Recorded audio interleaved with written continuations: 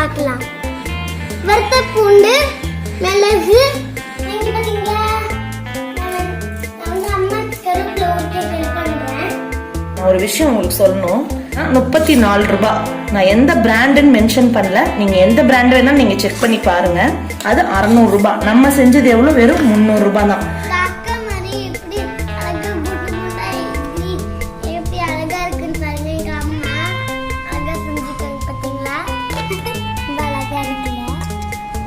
Hello friends, இன்னைக்கு நாம இட்லி பொடி எப்படி செய்ய போகுதுன்னு நம்ம பார்க்கலாம். சுவையான மணமான இட்லி பொடி எப்படி செய்யலாம்னு நம்ம பார்க்கலாம்.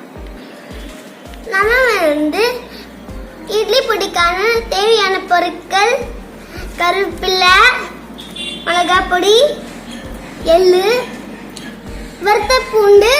இப்போ 2 நாள் நல்லா வெயில்ல காஞ்சு போய் இந்த வெள்ளைப்பூண்டு எப்படி இருக்குதுன்னு பாருங்க. நல்லா வறுத்து எடுக்கணும். ட்ரை ஆகிற வரைக்கும் நல்லா வறுத்து எடுத்துட்டு இதை வெள்ளைப்பூண்டை அந்த பொடியோட நம்ம அரைச்சு சேர்த்துக்கலாம்.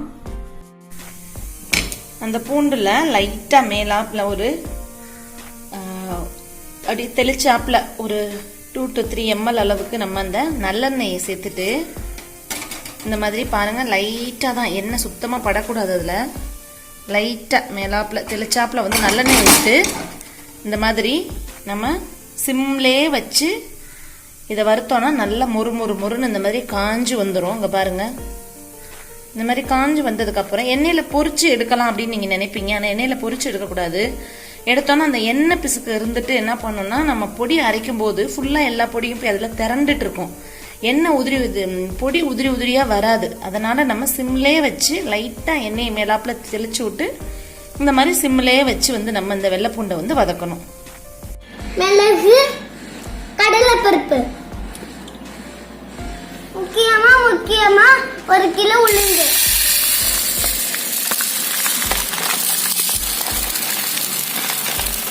அரிசி கட்டுற மாதிரி இருக்குல்ல. இப்ப நம்ம எல்லா பொருட்களையும் நம்ம வறுத்துக்கலாம். இட்லி பொடிக்கு தேவையான பொருட்கள் இன்னைக்கு என்னோட பையன் சொன்னா. ஏன் அப்படின்னா, அவனோட மோஸ்ட் ஃபேவரட் அம்மா சமைக்கிறதுல எதுன்னு கேட்டா, மோஸ்ட் ஃபேவரட் இல்ல, அம்மா சமைக்கிறதுல எது பிடிக்கும் அப்படின்னாலே இட்லி பொடி. அதுதான். அது என்னோட ரிலேட்டிவ்ஸ் எல்லாருக்குமே தெரியும்.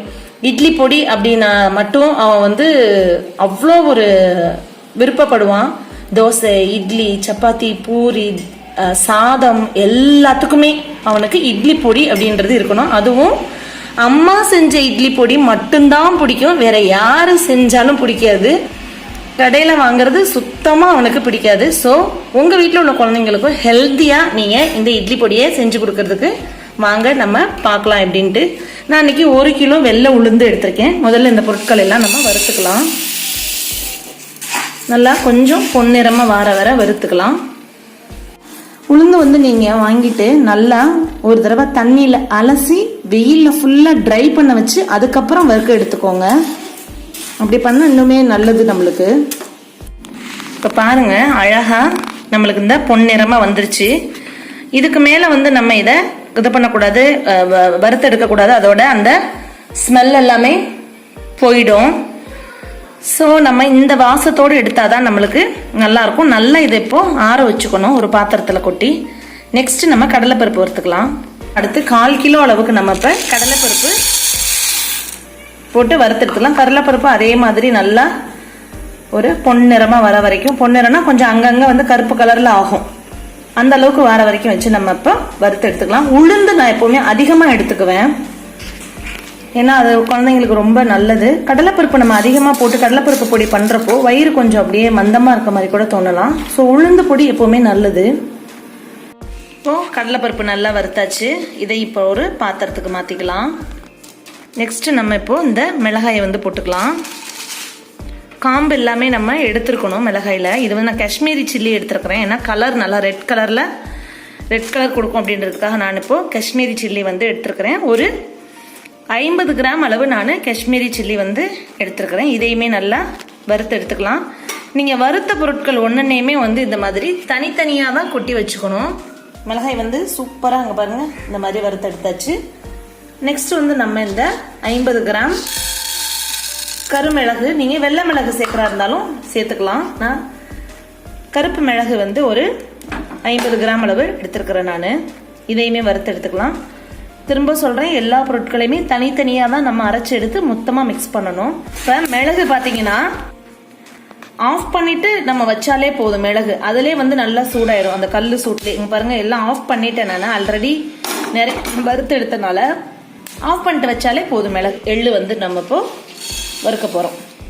அதுவுமே பாத்தீங்கன்னா நல்லா கடாய் சூடாயிடுச்சுன்னா அந்த சூட்டுலே வந்து ஒரு 2 மினிட்ஸ் இருந்தா போதும், வறுத்தெடுத்தா போதும். இப்படி எள்ளு நல்லா நல்லா வெடிக்க ஆரம்பிக்கும். அந்த சமயத்துல நம்ம வந்து ஸ்டவ் ஆஃப் பண்ணிட்டு எள்ளு எடுத்து தனியா வச்சுக்கலாம். கருவேப்பிலை பார்த்தீங்கன்னா நான் ஒரு இந்த மாதிரி இது ஒரு கொத்துன்னு வச்சுட்டா மொத்தம் 100 கொத்து அளவு நான் எடுத்துருக்கிறேன். ஏன்னா கருவேப்பிலை வந்து நிறைய சேர்ப்பேன். ஏன்னா கிட்ஸ் வந்து எப்பவுமே கருவேப்பிலை வந்து தனியாக சாப்பிட மாட்டாங்க. பொடி ரொம்ப விரும்பி சாப்பிட்றதுனால இந்த கருவேப்பிலை ஃபுல்லாக நான் ஒரு 100 கொத்து அளவு இதில் எடுத்திருக்கேன். ஒரு கொத்துன்னு நான் சொல்றது வந்து இந்த ஒரு இது 100 கொத்து அளவு எடுத்து நான் மொத்தமாக உருவி அதையுமே வறுத்தெடுத்து பொடியில் சேர்த்துக்குவேன். ஸோ நீங்கள் எவ்வளோ கருவேப்பிலை சேர்க்க முடியுமோ அவ்வளோ சேர்த்துக்கோங்க, ரொம்ப நல்லது. ஏன்னா எனக்கு 1 கிலோ உளுந்து 1/4 கிலோ கடலைப்பருப்பு, அதுக்கு நான் 100 கொத்து எடுத்திருக்கேன். நீங்கள் வேணா அதில் பாதியாக கூட கம்மி பண்ணிக்கலாம்.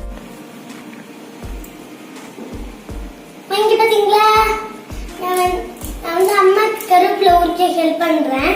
வேலை சொல்லியே கொள்றாங்கய்யா. இன்னைக்கு ஒரு நாளைக்கு ரெஸ்ட் எடுத்தா தான் அந்த வீட்டுல உசுறு வாழ முடியும்.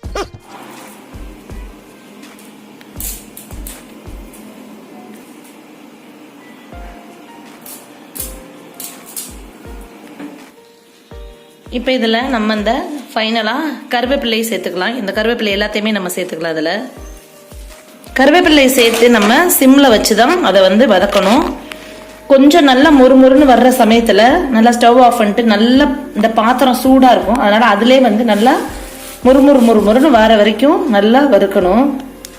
கறிக்கிடக்கூடாது இலையை, அது ரொம்ப முக்கியம். சூடு நல்லா ஏறணும்னா அப்படியே ஆஃப் பண்ணிட்டோன்னா போதும். கருவேப்பிலை போட்ட ஒரு 30 செகண்ட்ஸில் பார்த்தீங்கன்னா இந்த மாதிரி வரும். இந்த சமயத்தில் நம்ம ஸ்டவ் ஆஃப் பண்ணிட்டு அப்படியே விட்டுறலாம். கொஞ்சம் கீழே உள்ள அந்த கருவேப்பிலை எல்லாம் திரும்ப இந்த மாதிரி வரும். திரும்ப ஸ்டவ் ஆன் பண்ணி கருவேப்பிலை மட்டும் கொஞ்சம் மெதுவாக தான் நம்ம வந்து வறுத்து எடுக்கணும். பாருங்க, இந்த கருவேப்பிலை இந்த மாதிரி இருக்கணும். இது சூடு ஏறணும்னா இப்படி பரட்டி விட்டு நம்ம பார்த்துக்கணுங்க. இப்போ சருகு மாதிரி ஆயிடும். நல்லா சொல்லணும்னா இது நல்லா அப்படி சருகு மாதிரி ஆயிடணும். அப்பதான் நல்லா நம்மளுக்கு பொடியா வந்து அரைச்சு வரும். சருகு மாதிரி ஆயிடணும். இப்போ அதை எடுத்து வச்சுக்கலாம். இப்போ நம்ம ஒரு பொருளா போட்டு இப்போ நம்ம அரைச்சிக்கலாம். இப்போ ஃபர்ஸ்ட் வந்து உளுந்து போட்டுக்கலாம். நான் இப்போ 1 கிலோ உளுந்தையும் ஒரே தடவையில கொட்டி நான் இப்போ அரைச்சிக்க போறேன்.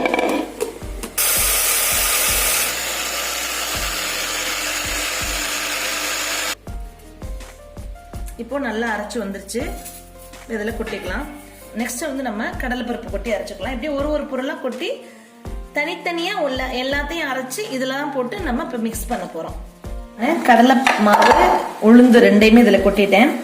நெக்ஸ்ட் நான் இப்போ எள்ளு அரைச்சிருக்கேன். எள்ளு வந்து பாத்தீங்கன்னா நல்லா அங்க பாருங்க, அது ஒரு மாதிரி கொஞ்சம் ஈரமா இருக்குது. அது என்ன, எள்ளுல இருந்து எண்ணெய் வரும் இல்லையா, அந்த ஈரப்பதம் தான். ஸோ அரைச்சதுக்கு அப்புறம் என்ன பண்ணுங்க, இந்த கடாயிலேயே நம்ம கொட்டி அதை லைட்டா சிம்ல வச்சு ஒரு 2-3 நிமிஷம் வந்து கரண்டியில இந்த மாதிரி நம்ம இது பண்ணி விட்டோம்னா இது நல்லா வந்து இந்த மாதிரி தூளாயிடும். இதை லைட்டா சூடு பண்ணோம்னா அந்த தூளாயிடும். திரும்ப அதுக்கப்புறம் நம்ம இந்த இட்லி பொடியில இதை கொட்டிக்கலாம். இங்க பாருங்க, நல்லா இந்த பூண்டோட சத்தம் உங்களுக்கு கேக்குதுன்னு நினைக்கிறேன். பூண்டோட சத்தம் கேக்குது. இந்த மாதிரி நல்லா இதை இப்போ அரைச்சு எடுத்துக்கலாம் பூண்டை. இப்ப பாருங்க, இந்த பூண்டு நல்லா அரைச்சு வந்துருச்சு. இதுல இப்போ நான் மிளகு ஆட் பண்ணிக்கிறேன். பாருங்க, இந்த 50 கிராம் மிளகு சேர்த்து இது கூடவே சேர்த்து நான் அரைச்சுக்கிற போறேன். இந்த மிளகு வெள்ளைப்பூண்டு கூட இந்த மிளகாயை சேர்த்துக்கலாம். நம்ம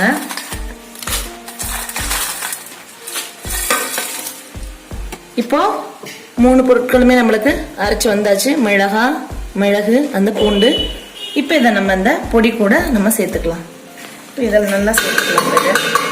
சேர்த்துட்டு இது கூட வந்து நம்ம இப்போ இந்த கருவேப்பிலையை சேர்த்துக்கலாம். கருவேப்பிலையை சேர்த்து அரைச்சிக்கலாம். இப்போ இந்த கருவேப்பிலை பாருங்க நல்லா அரைச்சு வந்துருச்சு பொடியா. இது கூட வந்து நம்ம ஒரு 3 ஸ்பூன் அளவுக்கு 3 டீஸ்பூன் அளவுக்கு நம்ம உப்பு போட்டு அரைச்சுக்கலாம். ஏன்னா உப்பு டைரக்டா வந்து சேர்த்தீங்கன்னா அவ்வளோ நல்லா இருக்காது, தனியா அடியில தேங்கிடும். ஸோ அரைச்சிட்டோம்னா நல்லா இருக்கும். இந்த கருவேப்பிலையே இது உப்பையும் கொட்டிக்கலாம் நம்ம மேல. இது மேல இப்போ எல்லாத்தையுமே நம்ம அரைச்சாச்சு. இந்த எள்ளையும் சேர்த்து நம்ம இது மேல தூவி விட்டுக்கலாம். இப்போ எல்லாத்தையும் நல்லா இப்படி கலந்து விட்டுக்கலாம். நம்மளோட இட்லி பொடி இப்போ 95% ரெடி ஆயிடுச்சு. கலந்துட்டோம்னா 100% ரெடி ஆயிடும். நம்மளுக்கு ஃபுல்லா ரெடி ஆயிட்டு. இப்போ நான் ஒரு விஷயம் உங்களுக்கு சொல்லணும். நம்ம வீட்டிலே வந்து பொடி செய்யறதுனால என்ன பெனிஃபிட்னு பாத்தீங்கன்னா, நான் இப்போ 1 கிலோ அளவு உளுந்து, 250 கிராம் கடலைப்பருப்பு, 50 கிராம் மிளகு, எள்ளு பாத்தீங்கன்னா வந்து ஒரு 100 கிராம் எடுத்தேன். மிளகாய் வந்து ஒரு 50 கிராம் எடுத்தேன், நல்ல ரெட் சில்லி. பூண்டு வந்து ஒரு 100 கிராம் அளவுக்கு நான் எடுத்திருக்கிறேன். கருவேப்பிலை ஒரு 100 கிராம் அளவுக்கு எடுத்திருக்கேன். டோட்டலா பாத்தீங்கன்னா 1750, அதாவது 1 கிலோ 1.25 கிலோ நம்ம வந்து இதுல வந்து பொருள் சேர்த்திருக்கிறோம். பொடி வந்து நீங்க கடையில வாங்கினீங்கன்னா இவ்வளவு பொருள் சேர்ப்பாங்கன்றது தெரியாது. இவ்வளவு சுத்தமா வீட்டிலே நம்ம பக்குவமா செய்யற அளவுக்கு செய்வாங்களான்னு தெரியாது. எப்படி பேக் பண்றாங்க, என்ன பண்றாங்க, எதுவுமே நம்ம கண்ணால பார்க்க முடியாது. ஆனா இது நம்ம வீட்டிலே செய்யறது எவ்வளவு திருப்தியா இருக்கு பாருங்க. ஒரு 100 கிராம் அளவு பொடி பாத்தீங்கன்னா 34 ரூபாய். நான் எந்த பிராண்டுன்னு மென்ஷன் பண்ணல, நீங்க எந்த பிராண்ட் வேணா நீங்க செக் பண்ணி பாருங்க. 100 கிராம் பொடி வந்து 34 ரூபாங்கிறப்போ 1 கிலோ பொடி 340 ரூபாய் வருது. நம்ம இப்ப பண்ணிருக்கிறது மொத்தம் 1750, அதாவது 1.25 கிலோ பண்ணிருக்கிறோம். சோ இதோட காஸ்ட் பாத்தீங்கன்னா 600 rupees வந்து வருது நம்ம வெளியில வாங்கணும்னா. பட் நம்மளுக்கு தேவையான அந்த பொருட்களோட காஸ்ட் பாத்தீங்கன்னா எனக்கு எவ்வளவு ஆனிச்சுன்னு கேட்டீங்கன்னா 300 ரூபாய் தான் ஆச்சு. சோ டபுள் த அமௌண்ட் வந்து ஆகுது. வெளியில வந்து வாங்குறது நம்மளுக்கு அவ்வளோ சுத்தமா இருக்குமான்னு தெரியாது, எப்படி டேஸ்ட் இருக்கு என்னன்றது தெரியாது. இவ்வளவு தூரம் உளுந்து சேர்ப்பாங்களா இல்ல மற்ற பொருட்கள் நான் சேர்த்த இன்கிரீடியன்ஸ் எல்லாமே நீங்க பாத்தீங்க. சோ இவ்வளவு தூரம் நம்மளுக்கு சுத்தமா கிடைக்குமான்னு தெரியாது. 300 ரூபாய் வித்தியாசம் இருக்குது. இந்த 1.25 கிலோ நீங்க வெளியில வாங்கினீங்கன்னா அது 600 ரூபாய். நம்ம செஞ்சது எவ்வளவு, வெறும் 300 ரூபாய் தான். நீங்க எலக்ட்ரிசிட்டி பில்லு இந்த கேஸ் எல்லாம் சேர்த்தீங்கன்னா கூட 350 ரூபாய் வரும், அவ்வளவுதான். சோ இந்த வீடியோ பார்த்துட்டு நீங்களும் இதே மாதிரி உங்க குழந்தைங்களுக்கு வீட்டிலே வந்து இட்லி பொடி செஞ்சு கொடுங்க. இப்ப நல்லா நம்மளுக்கு ஃபுல்லா கலந்து வந்துருச்சு. இப்ப நம்ம குழந்தைங்களை வச்சு டேஸ்ட் பண்ண வச்சிடலாம். அம்மா பண்ண பொடி இட்லி பொடி ரெடி ஆயிடுச்சு. வாங்க டேஸ்ட் பண்ணி பார்க்கலாம். பாத்தீங்களா எவ்வளோ பொடி, 1 கண்டெய்னர் வந்துருச்சு. அதுல இருந்து வேற இன்னும் கொஞ்சம் பாருங்க, இந்த பவுல் ஃபுல்லா. இது வந்து 1 மந்த்லயே தீந்துரும். இன்னும் சாதம், சப்பாத்தி, முறுமுறு தோசை, இட்லி பொடி அதுக்கெல்லாம் எடுத்துப்பேன். ஆமா, சாதத்துக்கு கூட நம்ம எடுத்துக்கலாம். இப்போ வாங்க இதை நம்ம இப்போ டேஸ்ட் பண்ணி பார்த்துடலாம். கூட எடுத்துக்கலாம். சார் நம்ம ஃபர்ஸ்ட் எது டேஸ்ட் பண்ணி பார்க்கலாம்? இட்லியா இல்லாட்டி ரைஸா? இட்லி. ஓகே, இது இந்த இங்க வச்சேன்.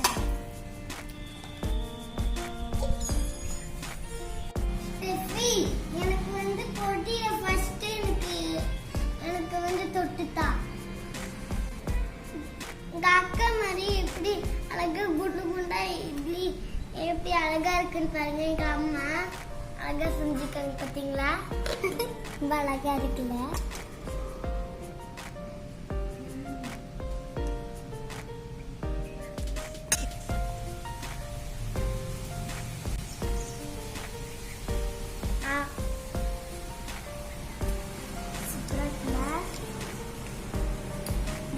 கம்மியா இருக்கு. இன்னைக்கு நைட்டு சாஃப்டா இருக்கு. இப்ப நைட்டு சாப்பிட்டா பொடி ரொம்ப உரைச்சுது. நான் ரொம்ப பொடி சூப்பரா இருந்துச்சு. ஊட்டி வச்சுட்டு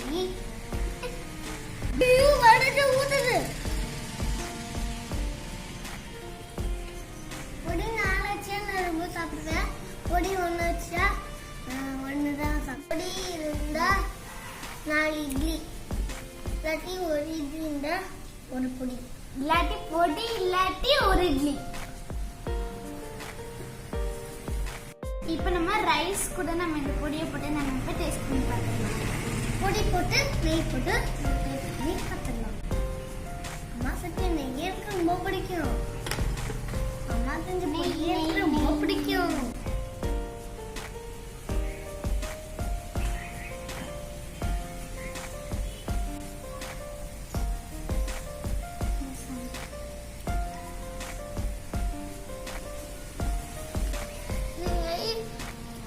அம்மா செஞ்சதான் நாங்கள் உங்களுக்கு லிங்க் தரோம்.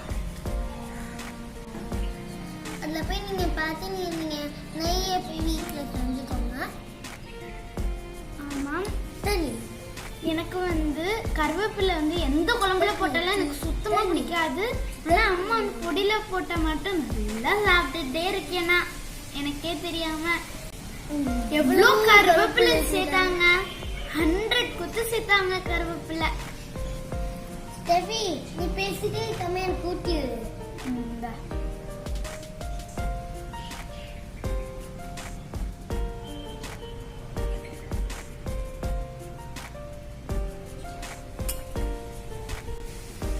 உங்களுக்கு இந்த வீடியோ ரொம்ப பிடிச்சிருந்துச்சுன்னா லைக் பண்ணுங்க. ரொம்ப லைக் பண்ணீங்கன்னா ஷேர் பண்ணுங்க.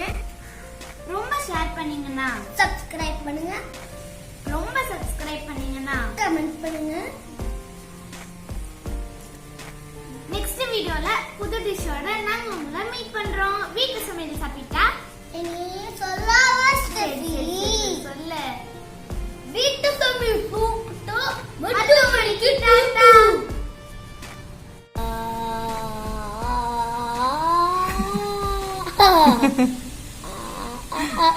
அம்மா வீடியோ வச்சிருக்கேன்டா இருடா போட்டோ மாட்டேன்.